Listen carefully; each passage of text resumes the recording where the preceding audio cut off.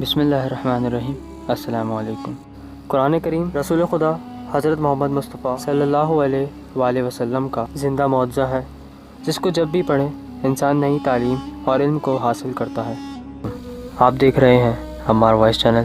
اگر آپ چینل پر نئے ہیں تو چینل کو سبسکرائب کریں اور ہماری لیٹسٹ اپڈیٹ کے لیے بیل آئکن پر کلک کریں۔ ویڈیو پسند آنے کی صورت میں لائک، کمنٹ، شیئر کرنا نہ بھولیں۔ قرآن کریم وہ کتاب ہے جو دنیا کی ہر خشک و تر کو اپنے اندر سمایا ہوا ہے، جس سے ہمیں عبادت کا شعور ملتا ہے، معاملات میں رہنمائی ملتی ہے اور طرز حیات کے لیے دروس و ضوابط میسر آتے ہیں۔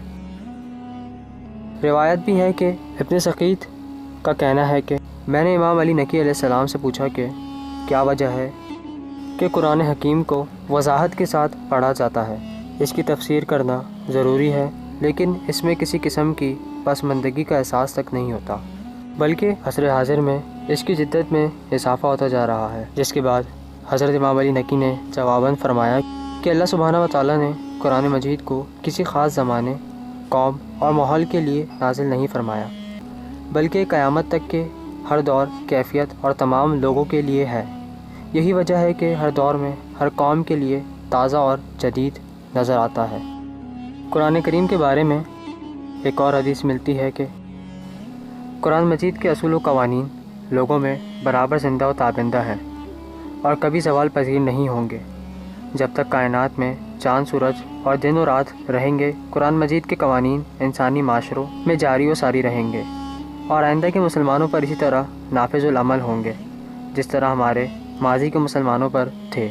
المختصر یہ ہے کہ قرآن آج بھی اسی طرح قصہ ہدایت اور داستان عبرت لیے ہوئے ہے۔